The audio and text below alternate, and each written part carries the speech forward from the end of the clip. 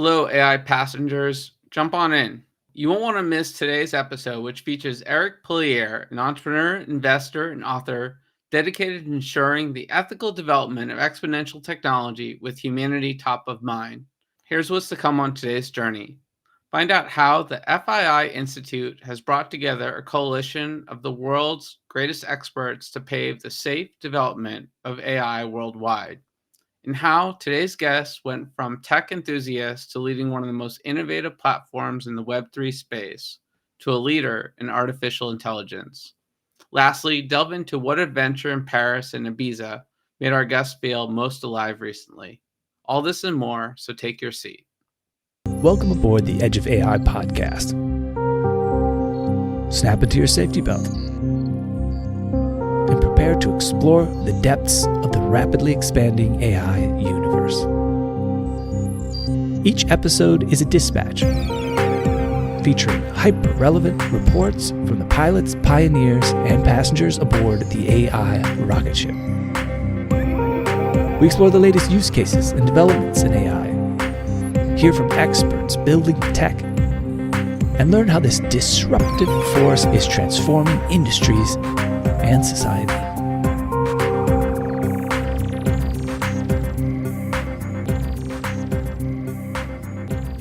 Welcome aboard the Edge of AI podcast. Snap into your safety belt and prepare to explore the depths of this rapidly expanding AI universe. Each episode is a dispatch featuring hyper-relevant reports from the pilots, pioneers, and passengers aboard the AI rocket ship. We explore the latest use cases and developments in AI, hear from experts building the tech, and empower you to enhance your life with AI and learn how this disruptive force is transforming industries and society. I'm your captain, Josh Krieger, and I have an insatiable curiosity for disruptive ideas and technology, which has led me in a cross-industry entrepreneurial journey building transformative companies. As co-founder of Edge of Company, I've hosted over 300 conversations with emerging tech leaders, and artificial intelligence has been a key part of these conversations and my toolkit for quite a long time. I'm also co-founder of one of the largest food tech companies in the US, Territory Foods, where I architected the menu planning algorithm based on consumer taste. And before all of this, I worked in consulting for quite a while, supporting geospatial visualization services across the federal government and predictive analytics initiative to curb veteran homelessness. So buckle up and get ready. Let's tackle uncharted territory in AI today with curiosity as our guiding star. Today's episode features Eric Pulier, a leader in technology innovation, having founded over 15 companies that span across blockchain, digital media, and cloud computing. His journey has led to raising over $1 billion and achieving significant exits from IPOs to mergers. With an impressive academic background from Harvard University, Eric has carved out a reputation as a technologist, author, and philanthropist dedicated to advancing the digital landscape. As co-chair of the AI Coalition at Future Investment Initiative, FII Institute, Eric is helping to drive AI ethics in the right direction by mapping out key priorities and creating guidelines. Eric's also leading Batum as their CEO, shaping the future of digital interaction through the integration of AI and blockchain. And Eric is also the co-founder of Exponential Ventures, an AI fund and venture studio. Just for a little bit of background, folks, the FII AI Coalition drives impactful change in AI in robotics, education, healthcare, and sustainability. It's grounded in ESG principles, and the Institute aims to unite decision makers and innovators to shape a brighter future to co-create solutions for a sustainable world. And for those of you that aren't familiar with Batum, it's a user-friendly Web3 wallet and creator of engaging interactive NFTs that offer rich digital experiences. These advancements include the introduction of smart NFTs, which are transforming how global brands connect with their audiences. Hi, Eric. Welcome to the show. Thank you. Great to be here. Man, you gave me a lot to say there. I might have to take a sip of water after that intro. I don't know who gave it to you, but we're grateful.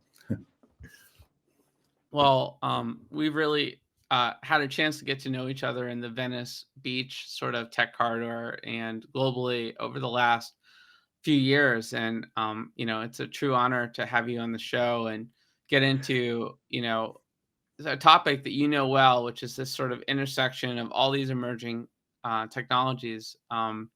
I don't know how someone found 15 companies. Like I've done a couple, and I feel like, man, that's enough for a lifetime. Yeah, it's pathological.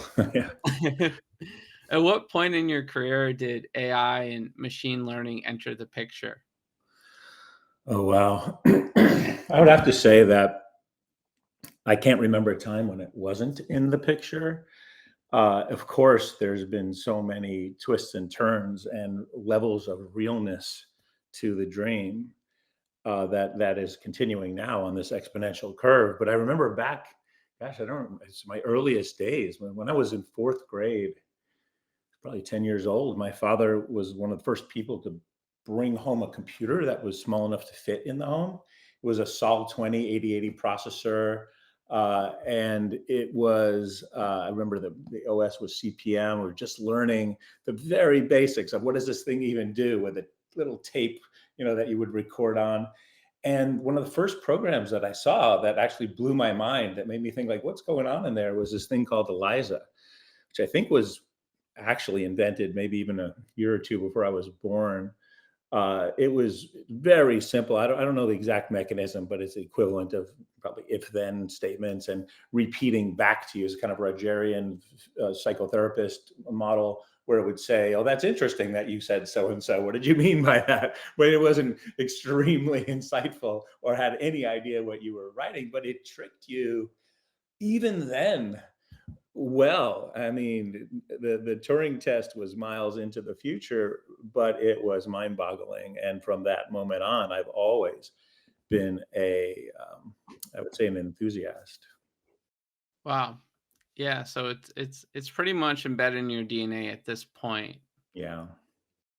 And obviously the ethical considerations around sort of AI and having fun with all this new age technology has been a major sort of media focus as of late, and definitely has sort of taken priority in social circles as well.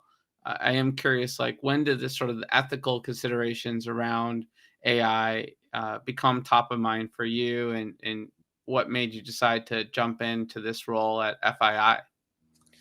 So it's interesting. The real attention to the ethical dilemma, to the extent that we're looking at it now, is only a few years old, and maybe at a fever pitch for 18 months, and in the last 6 months, it's dominant. But even I can say, from my view, while it still remains heavily fueled by optimism, the first time I ever stepped back and really said, "Well, wait a minute, is this exponential curve going to get away from us in a way that we can't counter it as fast as I thought we could with countermeasures?" Was when I saw TikTok, actually. Mm. I was okay with some of the stuff happening. Maybe to my as an idiot, I guess, looking back on certain things now as I look at how social media has evolved and its effects on society and what we need to do now Well, it to started address with, it. like, online dating, right? I mean, that was where we started to just, like, share everything with technology. Yeah, online dating was a big thing. We certainly have shifted into a mode where privacy is just not a consideration for most people, and then the exploitation of that data has become epidemic. But what happened with TikTok, it actually started as a music app, but the notion of how to suck someone into a doom scrolling cycle and actually know what they would want to do next, and measure things in milliseconds and get ahead of what the human brain is capable of understanding, thinking that you're making decisions, but actually being led. I started to recognize that we're now in a different era.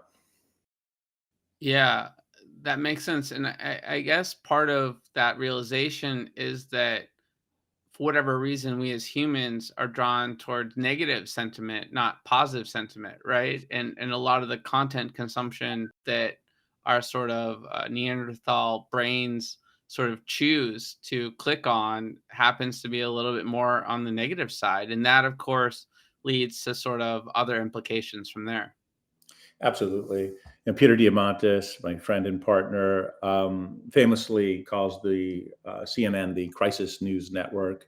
The notion that the way to be rewarded is not necessarily to find the most uplifting or beneficial stories or ways of elevating you to the next level for your benefit, but it's to get you to click on something, to consume more media, to consume more advertising, to buy something perhaps. And there are techniques to do that. And of course, we're hardwired to react to negativity and fear. Yeah, it's a dopamine hit. So I guess that sort of brings about the importance of an institute like FII, and sort of why someone like yourself might be motivated to play a key leadership role there. What exactly is the work that you're doing at FII, and how is it sort of trying to address these global risks and align us as a society? Yeah, I am motivated to be part of that, and honored to be asked to participate. The quality of the people that are involved, first of all, got me very excited. I can learn much more than I teach, but I also gain insights, and hopefully I'm contributing to the initiatives, which ultimately are about looking at how to align the trajectory of AI with humanity's best interest. It's that simple, right? Left to its own devices, it's value neutral, like anything, like a knife that can be used to cut your food or to create harm. This is similarly, but magnified times a trillion. And the ability for this to cause harm is indisputable. There are those like myself who are extremely optimistic about what we can do with this technology to solve humanity's grandest challenges. But we can't deny that there are looming disaster scenarios on the horizon that we can foresee. Some of which are incidents that we can start to chart out and map and be ready for. Some of which are trends that are already undermining, I believe, the fabric of society or the type of world we want to live in. Yeah. That makes sense. So, we got to get people together. We have to have these open forums that cross like the public sector, the private sector. You all just did that at the Asia FII Priority Summit in Hong Kong, one of those cities that's been on my radar to get to sooner than later. And I guess you did that back in December. What were some of the takeaways, the key discussion points, resolutions that came out of those conversations? So I would say that what's happening is that the mission is gelling. Riyadh, where the kind of larger uh, meeting for FII takes place, was where the set of challenges were put forward. The AI resolution for humanity was put out. That's really our manifesto, if you will, about our goals to what we're going to do to align government and commercial and investment community around these very important set of principles. And then what happened in Hong Kong is we started to wrap our arms around the substantive projects that now have to be put into action. It's one thing, you see a lot of these groups around the world doing interesting work and creating interesting debate, but we don't have time to debate this much longer. We have to act. And so what happened in Hong Kong, I think, is we started to hone in on the highest priorities that we're going to act against and who wants to help. We have leaders in industry, leaders in the financial community, ministers of government, prime ministers, heads of state. We have people who see their job as continuing humanity forward, but also creating a better world. And if you look at some of these pieces, we can start to say, look, I think we can wrap our arms around an AI blueprint. We can start to make something that says, if I'm a government or a massive government-sized company, and I want to deploy AI for the betterment not only of ourselves but for humanity, here are the considerations. You have an underlying, say, AI Bill of Rights. You have an underlying set of infrastructure resources. And as you go up this stack and you start to look at what's necessary, you start at the bottom with this ethical framework, and you go at the top to what are the top priorities, the risks that you have to address, the most pressing concerns, and then what are the most pressing and important areas that you can make an impact with. When you map these out, you can then start to address how to deal with them. One of the most important initiatives, which we can talk about, or I would say one of the more interesting ones to me personally, is what we call the Cultural Preservation Project. And that has to do with what it means to carry on ancestry into the future in a world where AI, trained in a very limited set of facts, is going to infiltrate every aspect of society. Yeah, that's really an interesting observation you guys made, I guess, through this dialogue, because people sort of think about the doomsday scenarios, but yeah, it does sort of potentially have the risk of reshaping history and changing how people reflect on the world as we know it today, right? Were there any other key priorities that jumped out to you in terms of that initiative? And I think it's an important part of the process, right? Because there's a lot going on here. I was just at an AI meetup a few days ago, and you could spend hours talking about all the different risks associated with AI, and putting that priority stack together is really important. So, any other sort of top priorities that jumped out? Yeah, look, some of these priorities overlap, right? So I can name a few. Some are on the things that we must address proactively and look towards solutions. Some are more opportunistic. If we look, for instance, at let's say election interference, right? We're seeing a rise of deepfakes. We know for a fact that there's going to be a absolute torrent of fake news, as an understatement, of candidates saying things they never said, of news video that portrays things that will sway opinion one way or the other, but is entirely artificial. And so, what can you do about that? This is a cat and mouse game. Certainly, you go after certain obvious elements of getting a consensus around tagging things that are not fake, being able to identify them and separate them from the others. But that doesn't stop the bad actors. You therefore need to have a readiness to act when, not if, but when these events unfold, and start to play that out in scenarios. A number of interesting groups are doing that. We're courting them and learning from them and trying to add to that. Same thing as you start to look into things like synthetic biology and the ability to make pathogen kits at home. It's not tomorrow, but it might as well be, for the effect that it's going to have on the biological life left on the planet. We already saw what happened with, some pathogens escaping from Wuhan. What's going to happen when these can be sent at the speed of light, like email, and reconstituted on biological 3D printers, and to create deadly pathogens?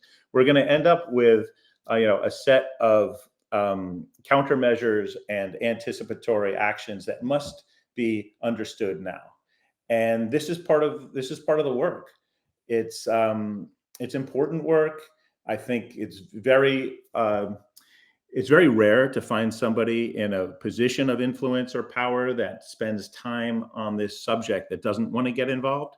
And so we are in a privileged position to really have, I think, aggregated some of the more interesting and motivated people on the planet. But make no mistake, we are not handing out solutions. We are gathering people to look for them.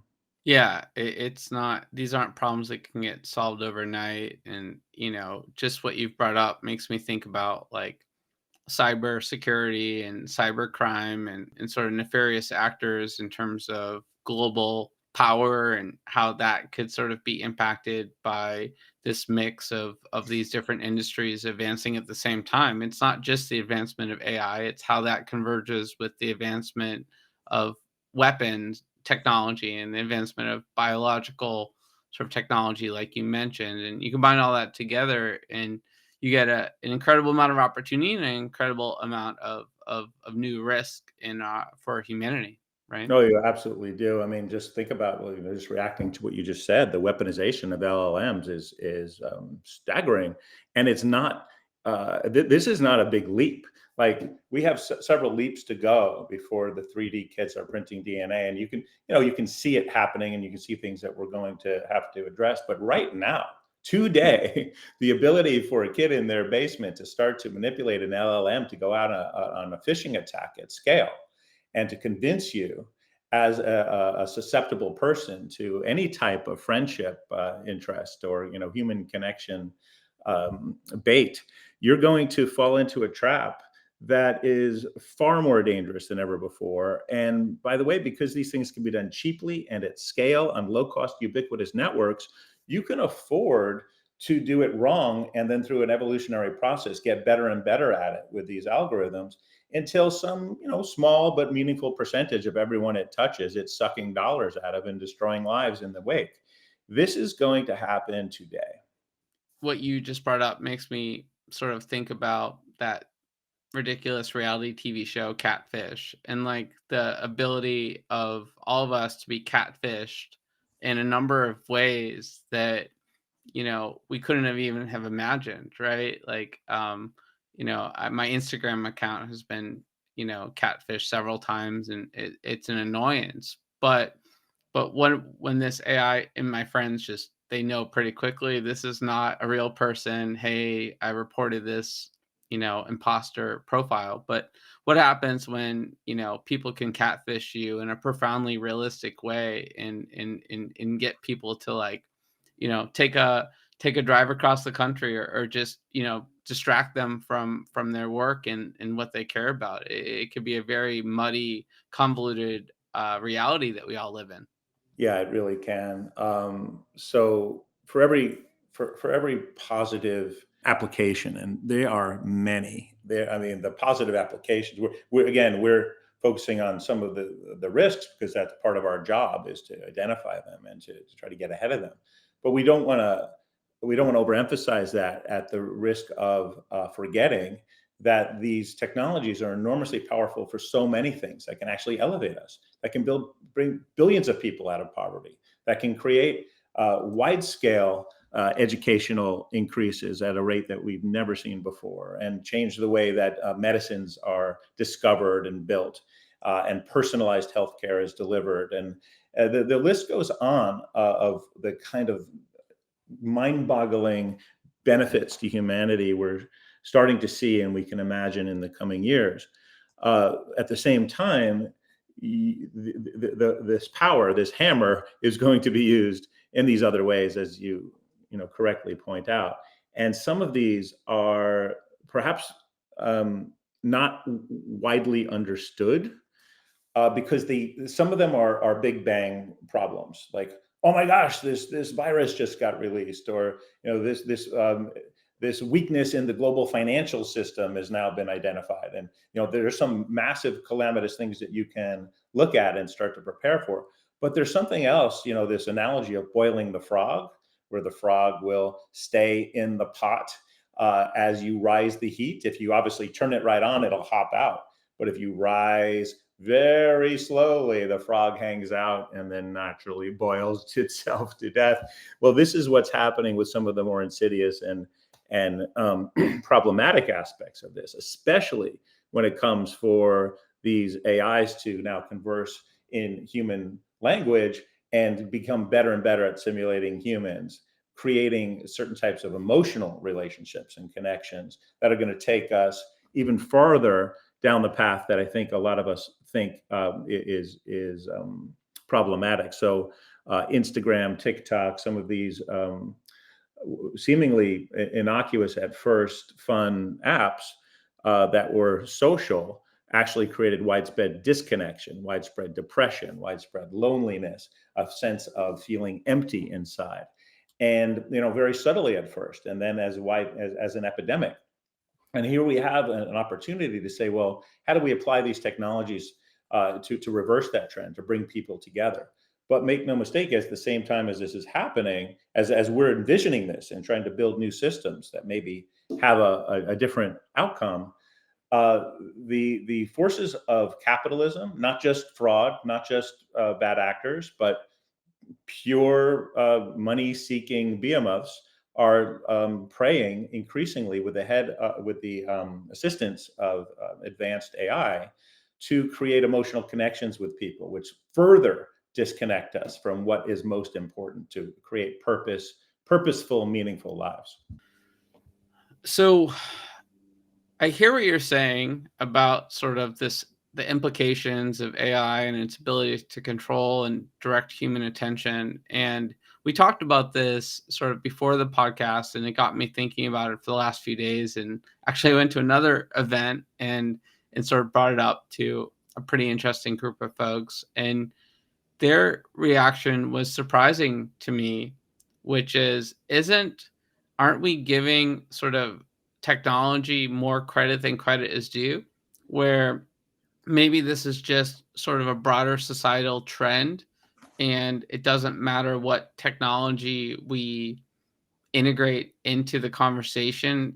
We're moving in this direction as a society, and technology is really just an enabler. And if it's not AI, it's some other sort of technology like gaming or whatnot that distracts us from connection. How would you Mm. respond to that? I would say it's an interesting argument, and if the premise weren't fundamentally flawed, I would applaud it and agree with some of the implications that brings us. It certainly lets us off the hook in certain areas, but the premise is actually not right. To conflate AI with other technologies falls into the trap of a kind of pattern recognition that I think is lazy, because we've seen so much hype before, and then it just becomes yet another thing. Okay, it's something we can deal with. We can deal with. This is not that. I don't believe that this is the case. AI is not just another thing. The internet wasn't just another thing, right? The internet was systematic in terms of its effect on every aspect of healthcare, education, government, name your thing. And yeah, we adjusted, but it did really reorder society, and to some degree, what it means to be human. We've extended our prefrontal cortex to the sum total of human knowledge on low cost networks, and it's changing every aspect, I think, of even how our brains work, the type of creativity we do, the output, the institutions we build and govern. But that's nothing compared to increasingly intelligent beings that are moving at exponential speed. I wouldn't say beings. I don't want to overstate, but these AIs that are advancing at exponential rates and are getting increasingly better at simulating humans.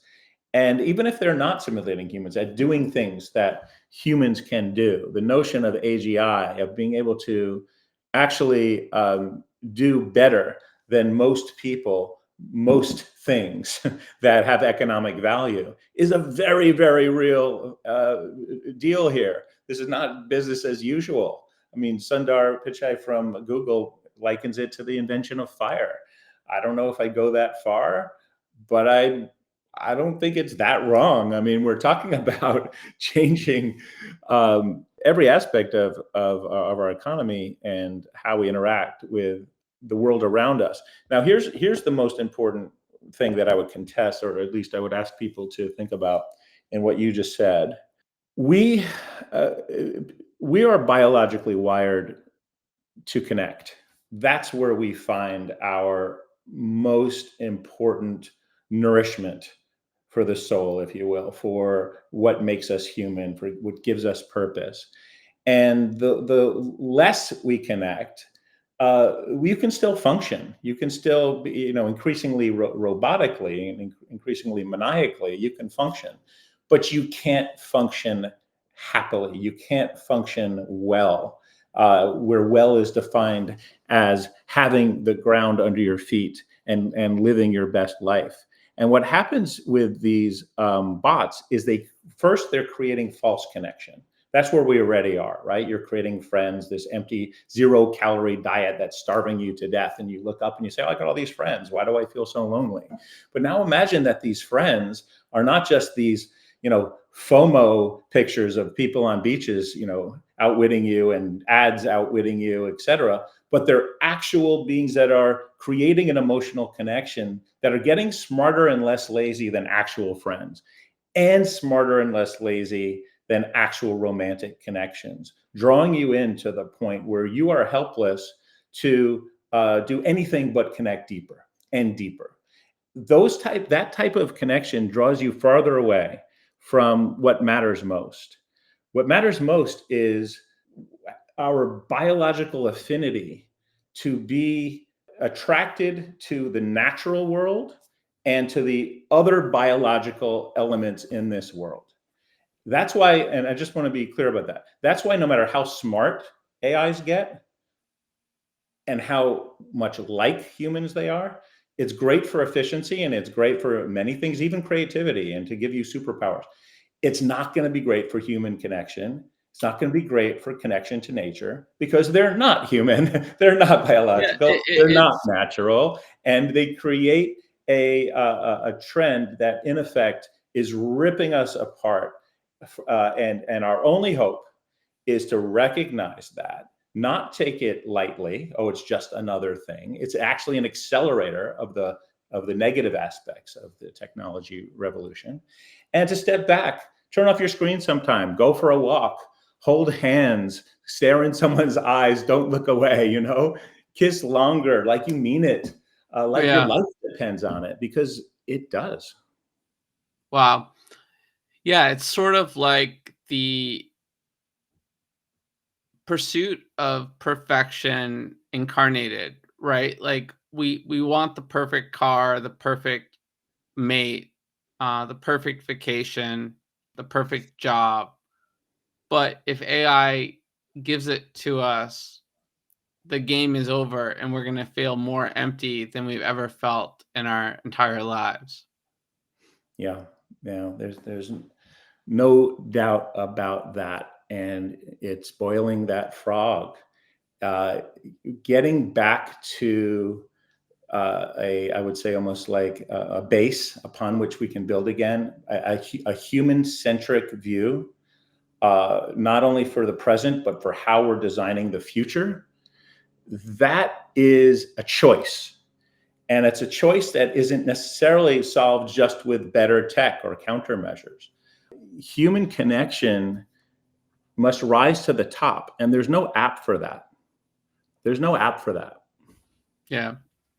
And by the way, like I was playing devil's advocate because something about the response from that group didn't sit with me, and I was trying to figure out what was wrong, because like I was like, well, first of all, I think it's generally a pessimistic, defeatist mindset, but more so, I think it comes from this place of human first, and sort of who are we as humans, and what are our sort of needs to feel fulfillment in society, right? And if you just deny what those human needs are, and you supplant these requirements with this laissez-faire attitude, then ultimately society is going to become quite empty.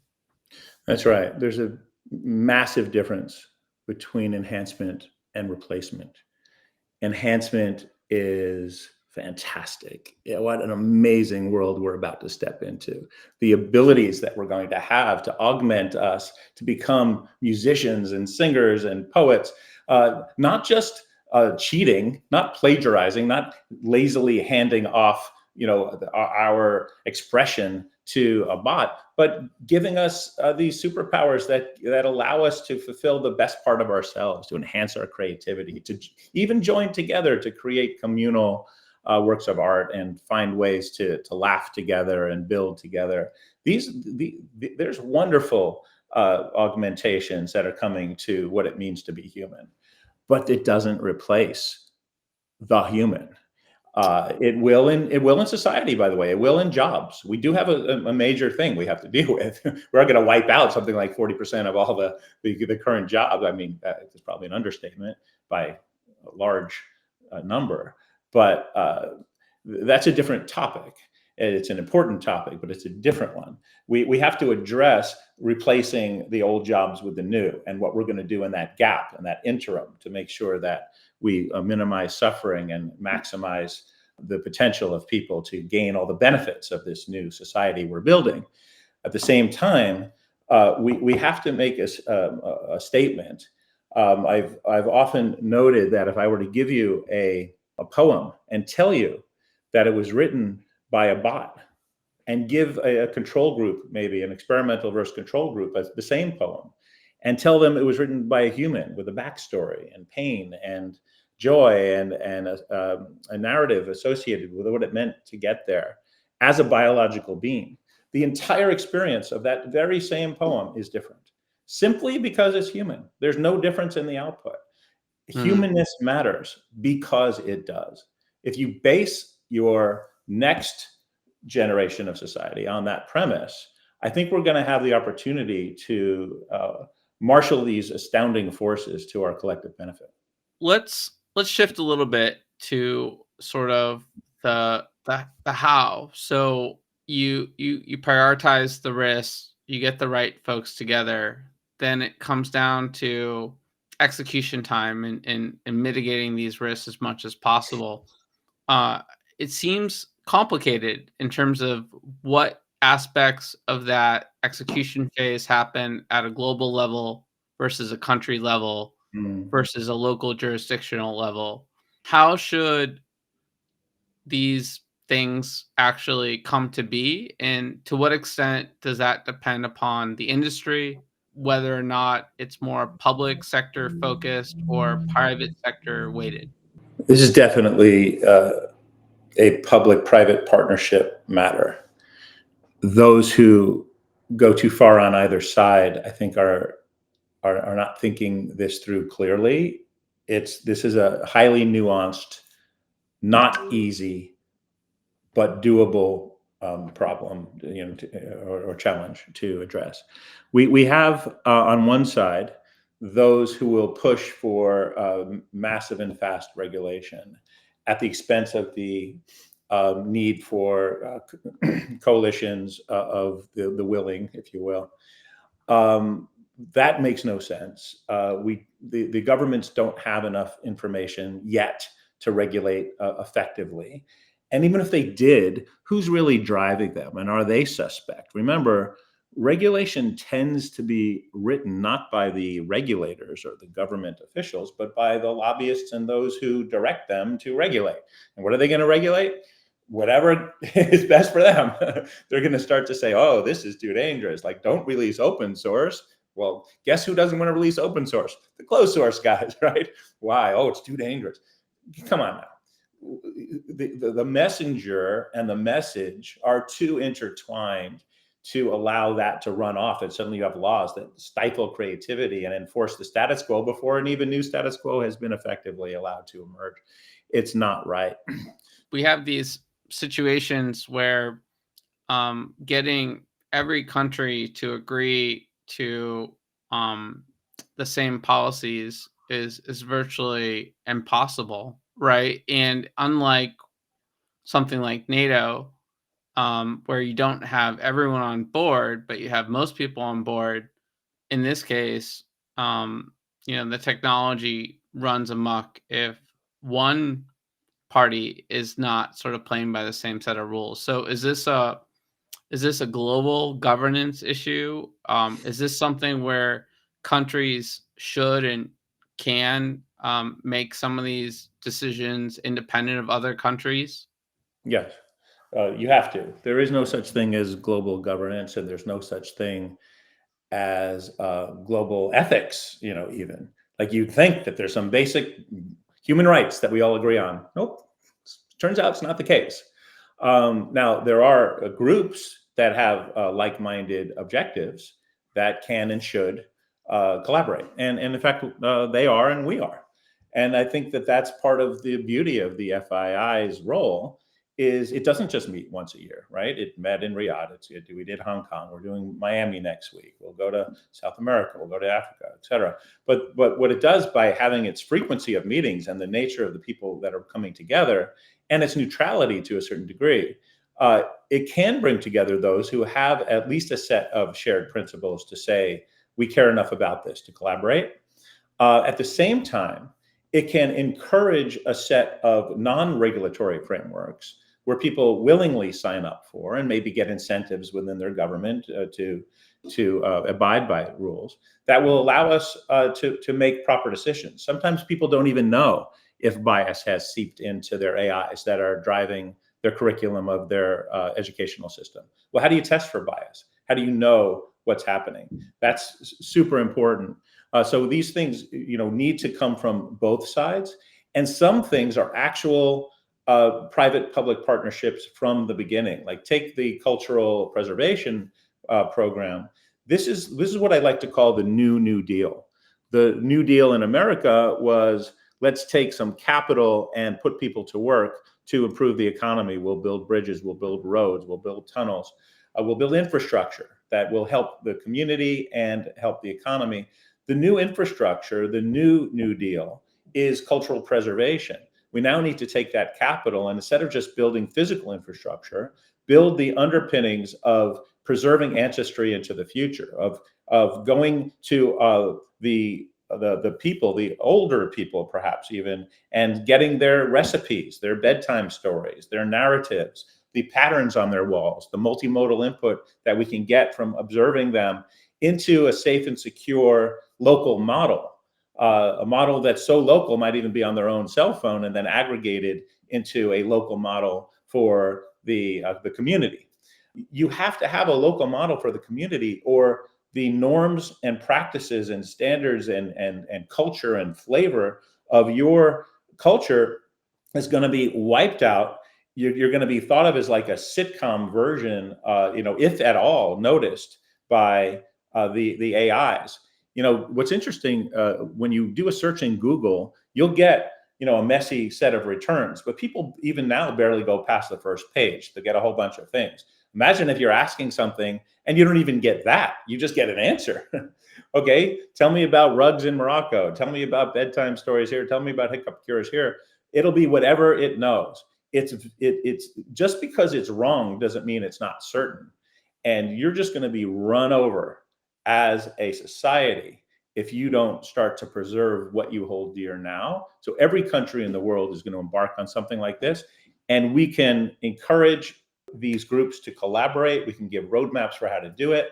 We can show reference implementations, and we can guide them to do this before it's too late. That's great. Yeah, it seems like a critical initiative because, the data that AI is using is as good as its inputs. And if the inputs are heavily weighted towards certain societies, certain genders, certain demographics, certain beliefs, then that's going to become sort of the norm. It's going to normalize over the whole data set if it dominates it, right? How does that affect sort of domains like criminal justice and social justice and sort of what sort of comes to mind there in terms of how AI can, if we don't do what you're saying, cause some real challenges? We're going to have these challenges whether or not we do what I'm saying, but it will help start to create a permanent reminder of where we came from, where we're going. We do need to vet this input, right? As we train these local models for how do we want to adjudicate our criminal justice system, and what is our culture, and what do we want to bring forward? We don't want to be stuck in the past. We just want to have access to it. We still want to advance. Turning over your criminal justice system or your judges to an AI is obviously a recipe for disaster, because there's too many subtle nuances. Now, then again, you can eliminate bias in humans, or not eliminate, but you can diminish the bias in humans by coupling them with a co-pilot, as Microsoft would say, but with an augmented assistant that has command of more information and capability than you have as a single human, and can help you maybe make more reasonable decisions. But I think we're in a position right now where we have to intervene now, so that we can make a statement and set a direction that we don't inevitably end up with systems talking to systems, with systemic risk if any one of the weak links breaks, or has a bad actor that take control of it. This not only is the criminal justice system, but let's say in the financial system, where these automated traders are making decisions based on other bots, which are triggering other bots, which are, doing things automatically with large amounts of capital if other things happen. But by a human even understands what's going on, you can trigger a domino effect of cataclysmic proportion. So it's important for us to intervene now. Well, let's take a little detour for a moment, and then we'll tie these two worlds together. I know in your mind everything sort of fits seamlessly together already, but you happen to sort of have another side of your background, which is deep in the world of blockchain and non-fungible technology. In fact, like for those that up with sort of smart NFTs, and that was a big breakthrough. It's changed my life. It's changed my career. I never would have started the show Edge of NFT or done all these events globally. So there's a bit of a domino effect in the world that you created there, and I'm grateful to you for that. Where did you come up with this idea? And when you started this, what were some of the use cases that came to mind? So it's interesting. I had been exposed to blockchain technologies, quite a bit earlier. I was looking at it from more of an enterprise perspective, which is a lot of my work has been. I was getting increasingly frustrated with the enterprise adoption of blockchains. One, because they were being applied to problems they shouldn't be applied to. A lot of the stuff that they were being applied to was better done centralized. Other things were there was a lot of regulatory issues that were creating a molasses pace. But I always believed very early on that the most important innovation about this shift to a next generation internet, an internet that would be more equitable, more empowering to everyone and not just concentrate power, would start with the idea of self-sovereign ID, would start with the idea that you own your own stuff. Ownership is not a concept that was built into the internet. Information, free flowing of information and ubiquitous and low cost access to it was built in, but you don't own when you go to one website or another, you're not you're registering as into their system. They're making you an identity. They own the data. You're signing away into that world. And then you go somewhere else and you're another you, again, owned by someone else. So I was fascinated by that, started working in that space. And one day I was sitting at my bar thinking about this dilemma and the unbelievable complex nature of what was facing us with applying blockchains to reordering the financial system and all these things about real estate and big institutions, banks. And I was like, I go all the other way, all the way the other way, and start with the notion of the most basic primitive, which is I'm me and I have a beer and I happen to be sitting there with a beer in this plane of reality, right? So I'm thinking if you have the internet as a social and ownership overlay, the next generation of the internet as a social ownership overlay on the last one, then I need to be me, I need an identity, and I need to be able to have my beer. So what if I could have that beer and it was not like a Bitcoin, because at the time all tokens were fungible. Everything was like everything else. You don't take one Bitcoin versus another. You can't see a Bitcoin, you can't poke it. Ethereum was out, but again, the Ethereums were all like one another either. There was no ERC 721 or anything like that. So the concept was, what if I could take a beer that was unique, it's my beer and I'm a human, and I could put it on the table.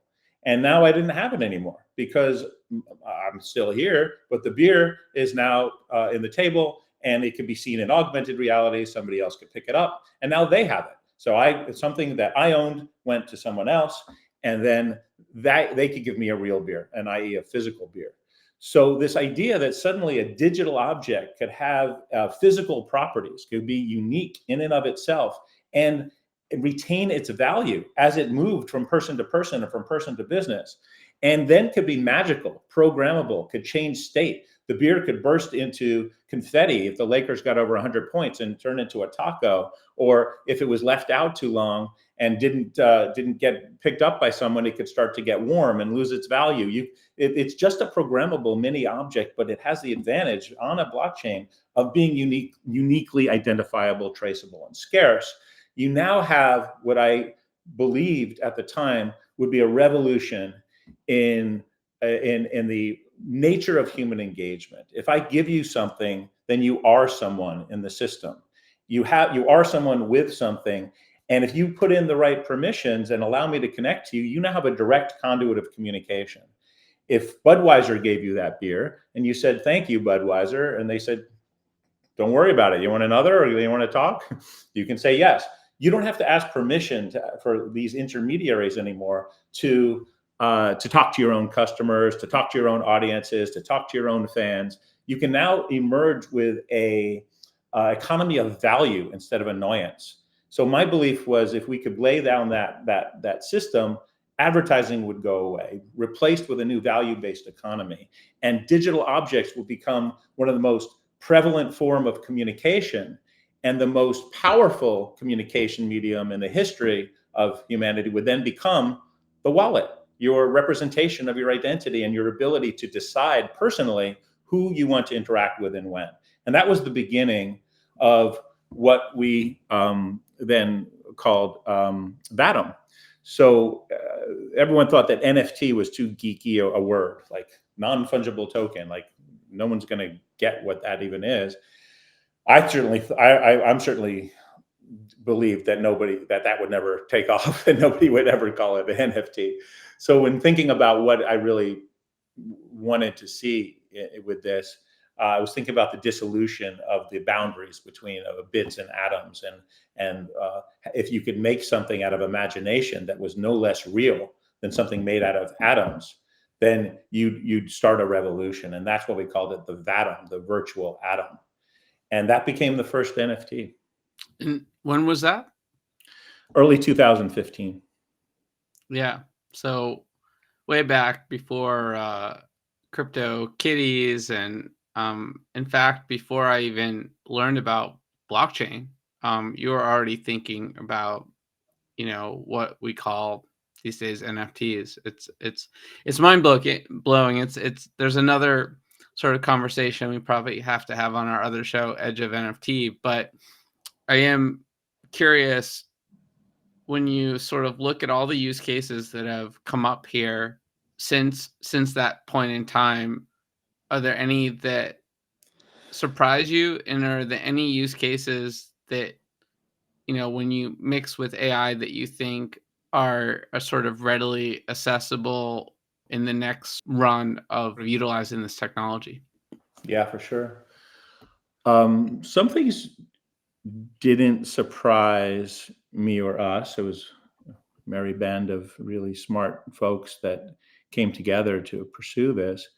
But some things did, like, we knew, I certainly felt that the first use cases of anything tend to be things like gambling. So if you can make something scarce, every 5-year-old that draws something on a napkin is going to throw it in and sell it, and people will speculate on it and what have you.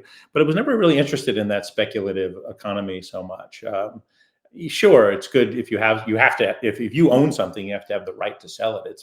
It's part of the nature of ownership. Give it to someone and get value. But I was much more interested in how this can be used for things like engagement and gathering data in an ethical and legal way, and creating patent systems, or a real estate title, or entitlements for food. I can send you policy-based tokens that could be translated into electricity or gas or groceries, but can't be used for X, Y, or Z. That allows a different type of value to be sent, programmable policy-based money. And I really felt like that was the most interesting thing. Plus, coming from an enterprise background and the relationships that we have with the, telcos and credit card companies and banks and consumer good companies, it became very natural to start to think about some of the early practical examples there. But if you really look at the bigger picture, and I wouldn't say it's surprising, I would say it's gratifying, of what's happening now. Not only is this becoming mainstream. I think commonplace people are starting to recognize that this is just going to be how things work. But we're starting to see the emergence of really the most important aspect of where this might lead, which is everyone on the planet having a wallet, everyone on the planet owning their own data, and everyone on the planet being able to transact and express themselves and get paid. This is not just about top-down content. It's not just about selling you stuff or brands being able to address you. Even brands want to empower you, right? When you have a value-based economy, you're moving from advertising and annoying people. You're trying to find ways to align better with people, uplift them, create a connection. And sometimes that comes through delivering content and delivering gamification or something interesting to do. Sometimes it comes from enabling people to connect with one another in next generation communities and express themselves. But the most important thing that I think is what's interesting is this idea of decentralization. It's pretty darn real. Like if you think about what happens, sure, a lot of it is bastardized now or not needed in places it was trying to put. But imagine what happens if everyone has their own self-sovereign ID and the ability to get a stable coin. Like imagine that. Imagine I can send you a penny in another country for free, and you can take it out in your local currency. Now imagine that penny was a stable coin that also paid some yield. Imagine you're sitting in an inflationary economy, I don't know, Venezuela or somewhere, that by the time someone gives you $5 for milk, you can't afford it anymore because the inflation's gone up. You can take your money, you can put it under your mattress. Someone can steal it. You can take your money, put it in a bank. The bank can close. The bank could freeze it. Inflation's still going up. What if you had a system? Oh, by the way, the other thing is, 1.7 billion people don't even have identification. They don't have, they don't have a ID, let alone self-sovereign ID, so they can't get a bank account. So they're underbanked. So you have this situation where you're sitting here, you now can get a wallet simply by signing up for it. You can get a stable coin simply by having it sent to you. You can generate yield against that stable coin that might even start to, rival banks or be better in some safe way, which I think we're seeing now. That is safer. You can have stable coins that are over collateralized and are baskets of other assets, tokenized assets. And you're going to start to say, well, wait a minute, this is far more stable, sustainable, and equitable than this opaque, corrupt, fractional banking system. So I'm not saying that it's going to undermine the existing world order. What I'm going to say is that people are going to recognize that there's something really empowering and valuable here to leverage. And I think even the existing governments and banks, it's not about undermining them. It's about giving them a way to safely, I think, deploy next generation technology to elevate people and to give them standards of living and access to the financial services that we never could before. Wow. There's a lot to marinate on that you shared. I will say, in spite of that, profound opportunity, there's a lot of essence in terms of our earlier conversation about your desire to connect people that I've found true to the world of NFTs through the membership experience. Like at NFTLA, and people met each other in person that had been part of communities for months, and their reunions were almost like they'd known each other for years, like centuries, in terms of their depth of connection that they felt. So in a lot of ways, I now appreciate sort of how this came about from this concept differently than I did before our conversation today. So I'm grateful for that. And we should definitely talk more about NFTs in a lot of different forums. I would love to, especially I want to learn about your communities, because the networks that do tear us apart, it's not all bad. As I say, we're not replacing, we want to augment, and being able to get people together that are not close geographically and create affinity groups that are not, relegated by accident of birth and where you happen to be, and to connect that way it has a lot of value. So I don't want to, we're not throwing the baby out with the bathwater and say, let's not create online communities. In fact, we do want to. We just want to create better ones that enhance our experience. Yeah, and there's obviously quite a lot of potential intersection points with AI ethics and NFTs and opportunities where I think NFTs could be beneficial. Also, probably some risks that are created if you combine these technologies without the right sort of forethought. Are there any sort of intersection points that you think are particularly underrepresented in terms of the conversations that are happening in the space and ideas that you have around how these two worlds intersect that you want to share? Sure. I mean, it's interesting. Your conference, which is coming up, what's the date in March? Oh, yeah, it's this year. It's actually more decentralized. It's a NFT LA community week this time around Yeah. because you don't necessarily need a conference to create a community, or a community doesn't necessarily need one place to go. It exists throughout LA, right?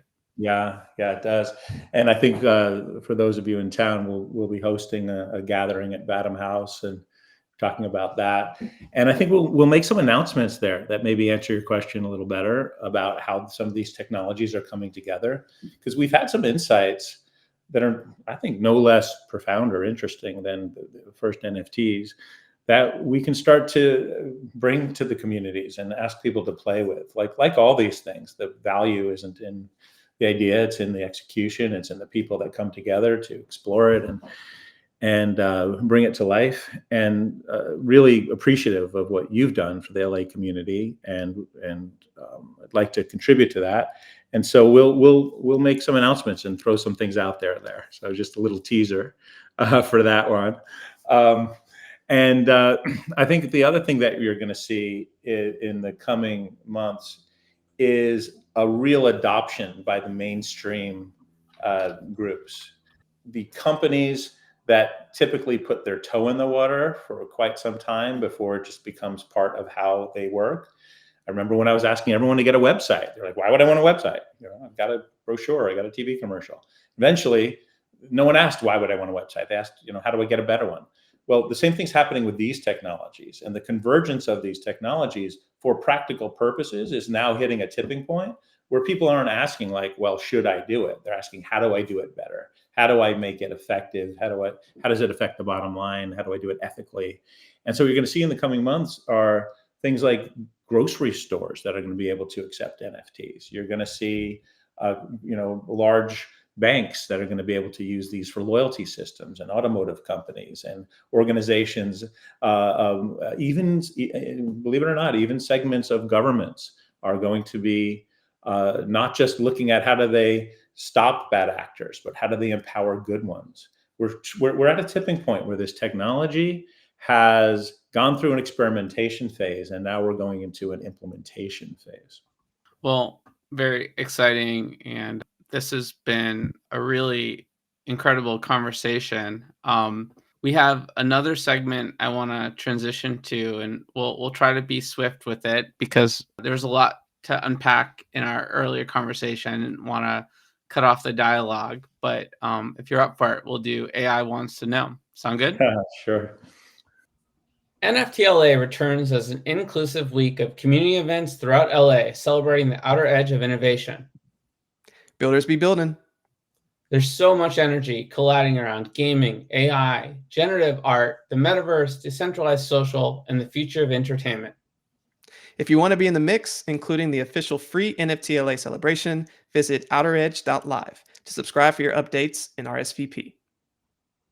All right, so these are 10 quick questions to uncover the intriguing human mysteries that AI longs to comprehend but can't quite grasp.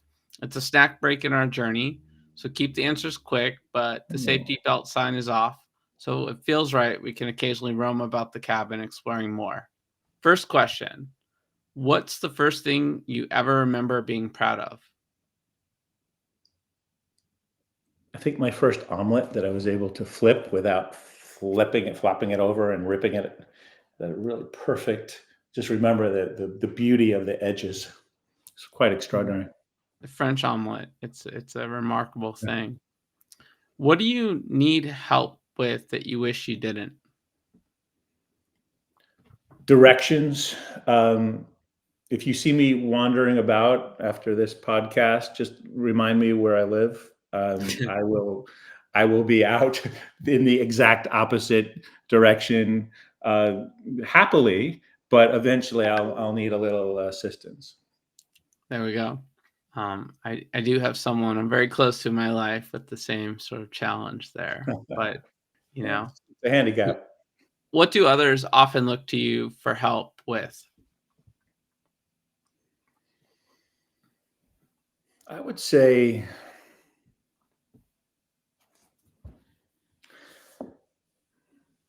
being calm in the storm when a crisis warrants clear thinking. I think I'm often looked to for that, but also hopefully equally storm in the calm for what's needed when there isn't, when it's time to shake it up, to look at it from a different angle, to challenge how things worked. So maybe if I could put it on the positive side of where I think I might add that kind of value, would be calm in the storm and storm in the calm. There we go. We've got that happening with AI for sure. What do you treasure most about your human abilities?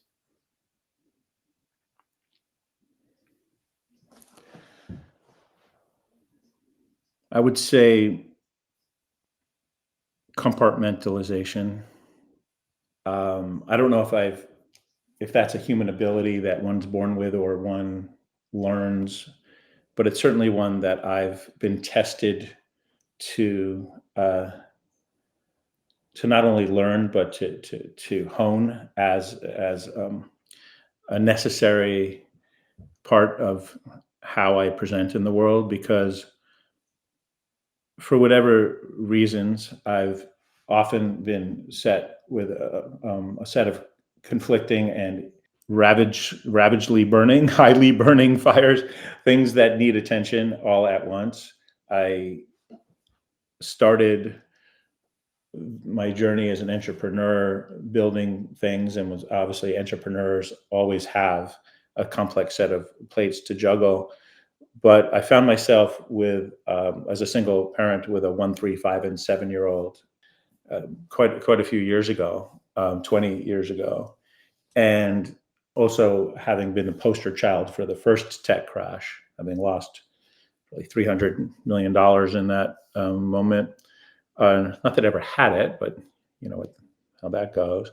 But the combination of needing to be present, be not just faking it, but actually having the ability to hug like you mean it, to laugh genuinely, while something over here really must be attended to, is the nature of compartmentalization, and it allows you to build a company, to be a father, to be a friend, to be a son. Not that I'm doing any of those as well as I would like to. Not claiming anything like that, but I am claiming that my abilities to navigate are largely due to how well I function with that trait. Beautiful. And you might have slightly alluded to this already, but throughout your whole life, what is the most consistent thing about you? It's interesting. I don't know, can't really explain this, I guess, but since as the earliest memories of me being conscious, I feel like I'm on psychedelic mushrooms. I've never entered Oh, I into mean, the you live room. in Venice. They're probably like permeating the air around here. Maybe my mother was into this, and I got into utero, but I've never like entered a room and just felt like I'm seeing it the same way as others. Like, why is that moving? And I think sometimes I'm either missing the bigger thing or missing the smaller thing, but I'm seeing things that maybe are distracting me from some things I should be doing. But I'm like, wow, why is that way? Why is there a different fork and spoon? Why aren't all things sporks? So, like, and I can't help but kind of see things in a very humorous light. As a result, things I'm very good at amusing myself, I would say, from an Yeah, early age. looking like a true inventor. And throughout your whole life, what has changed the most? Things have changed so much. I'm so hyper aware of the exponential curve. I mean, the brain just can't comprehend exponential curves.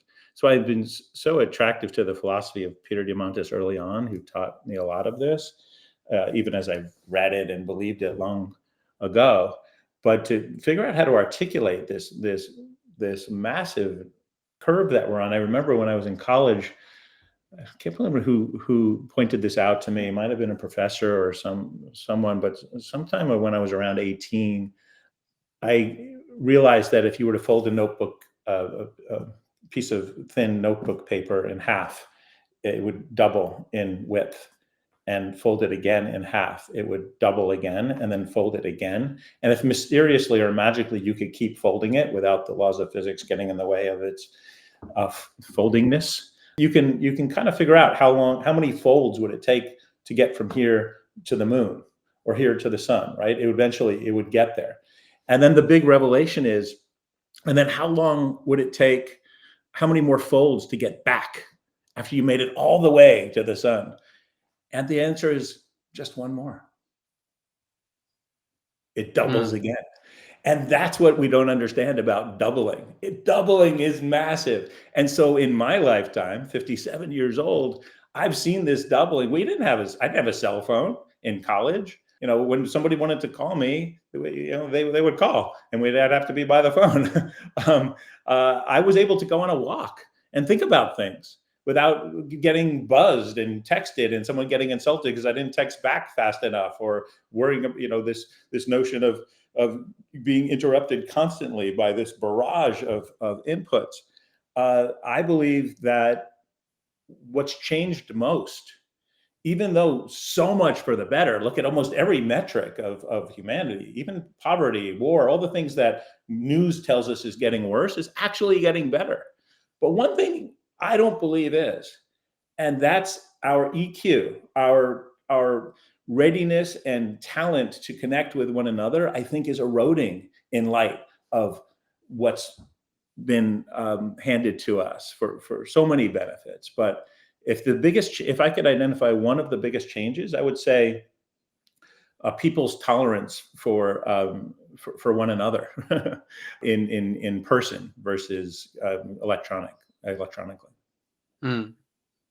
I appreciate you sharing that. What do you find strangest about reality? Oh, wow. It is a weird place, isn't it? I think it's Especially the way you describe it. I think it's really weird that we get up in the morning with a instinct and knowledge that the most important thing that we can do is connect with one another, and we go to sleep at night recognizing that we've prioritized everything else. Yeah. We go straight into disconnect mode, check our phones, do things independently. Very rarely do I call my mom first thing in the morning. I'm going to call my mom tomorrow morning. You've inspired me. Yes, do. And then call her and tell her that you're coming over, not just, take it the next level. You got it. When most recently do you remember feeling alive? My most recent memory of that sensation, recognition, memory. Oh yeah, I'm alive.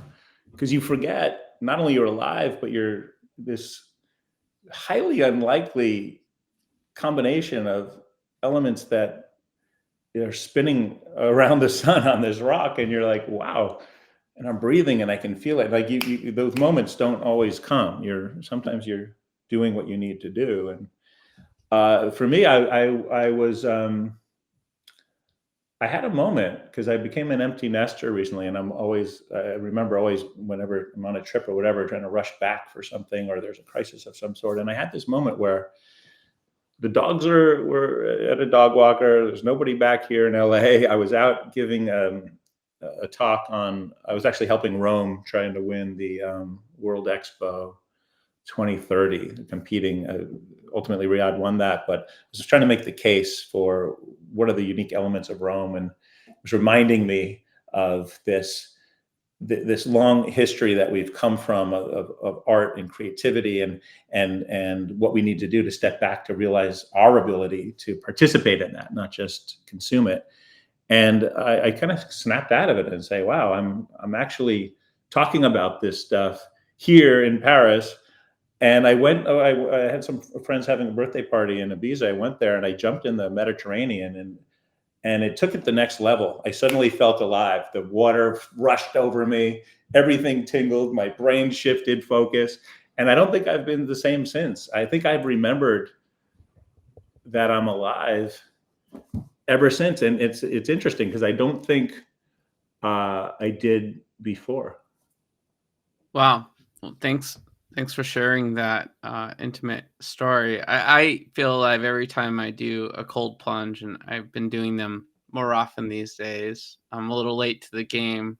If you look at what Tony Robbins has been preaching for a long time, but getting into some water and just sort of being present is a really powerful feeling. There's something about water and nature that's important. Like when I recognize this, and what's so important about connecting and not just being on the phones and being on the apps, but and connecting to people, not to AIs.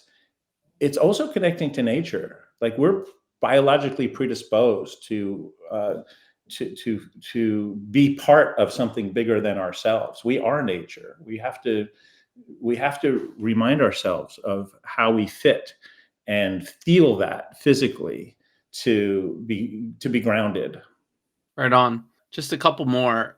What's your most unique trait? Probably finding optimism when there's no real reason to, and no justification for it. Cool. And if you weren't human, what would you be? If I wasn't human, what would I be? Well, it's interesting. If I wasn't human,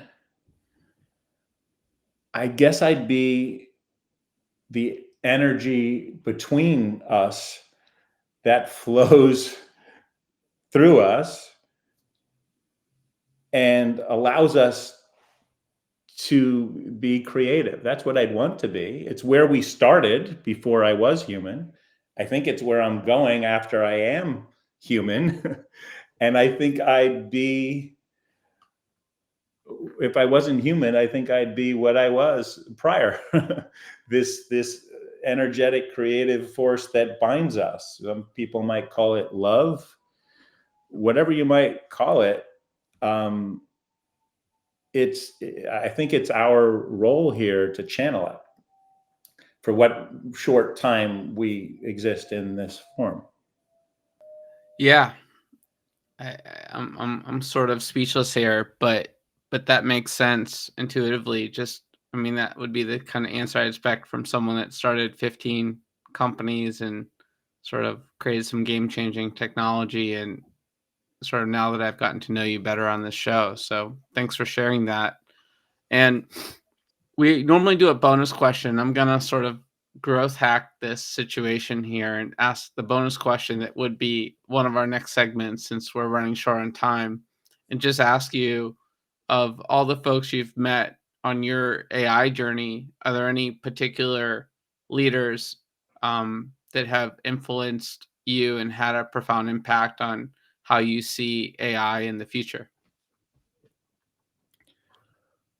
Look, there's folks who have put their views out there that are highly influential, and are brilliant.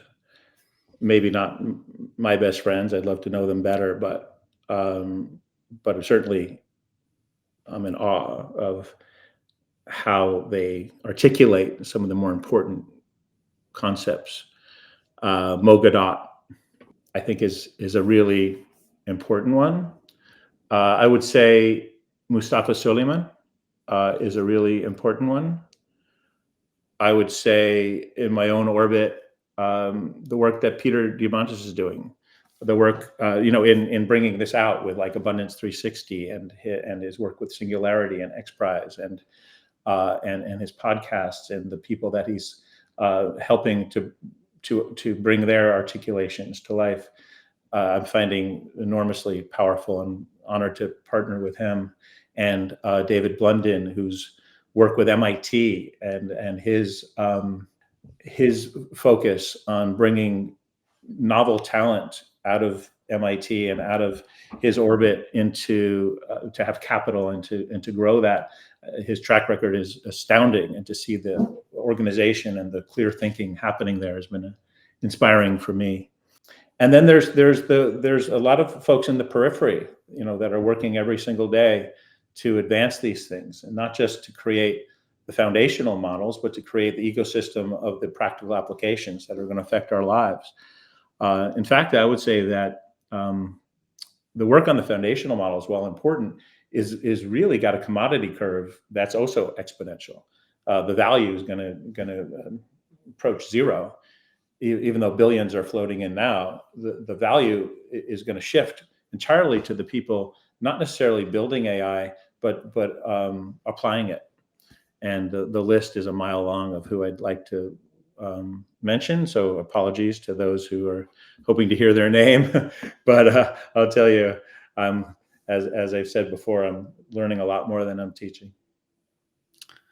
Well, I learned a lot today, and I'm grateful and honored to have you on the show and to be part of a community that you helped catalyze. So we just want to sort of close by asking you where folks can go to learn more about you and all the projects you're working on. Come to Harvell's and have a beer. That's the first one. Other than that, check out what's happening at the FII. Check out what's happening at Exponential Ventures. Check out what Peter's doing at Abundance 360 and Singularity University and XPRIZE. Check out vatum.com and see where we're going, and look at some of the announcements that are going to shift a little bit of what you think of our mission coming up in March. And come by Vatum House. We have gatherings, meetings of the minds. We break bread. We have campfires and music. Yeah, I can attest. It's a great place. Had a chance to meet Neil Strauss at Vatum House at one of your gatherings, and he's become a friend and advisor. And so, yeah, you never know who you're going to meet when you head over to Vatum House. And it's always a good time. Well, for our listeners, it's time for another safe landing at the outer edges of the AI universe for today. This is your captain, and on behalf of our guest and the entire crew, I'd like to thank you for choosing to voyage with us today. We wish you a safe and enjoyable continuation of your journey. When you come back aboard, make sure to bring a friend. Our starship is always ready for more adventures. Head over to Spotify or iTunes right now. Rate us and share your thoughts. Visit us on YouTube if you're watching there, and hit the subscribe button. Your support and feedback means the world to us. Don't forget to visit edgeofai.xyz, where you can learn more about partnering, and you can check out our newsletter for the latest Edge of Company news, events, and show drops. In addition, connect with us on all major social platforms by searching for edgeof_AI, and join us for other exciting conversations happening online. Before we sign off, mark your calendars for our next voyage, where we'll continue unraveling AI's mysteries and advancements. Until then, bye-bye. The views and opinions expressed on Edge of AI reflect solely those views and opinions of the show hosts and its guests. Please make sure to do your own research. While we make every effort to ensure that the information about AI technology is accurate and up to date, we cannot guarantee its accuracy, completeness, or timeliness. We make no representations or warranties of any kind with respect to the information, products, or services discussed.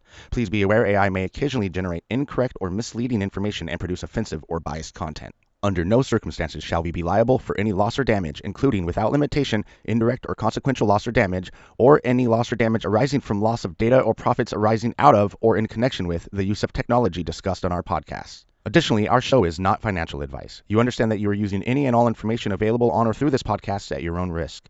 Whenever making financial decisions, we recommend doing your own research and talking to your accountant for financial advice. Lastly, time to time, we may feature sponsored content on the show for which we receive value, and we may share links for which we receive a commission if you make a purchase through one of these links. Refer to our website, edgeofai.xyz, for our full disclaimer, terms and conditions, privacy policy, and copyright notice.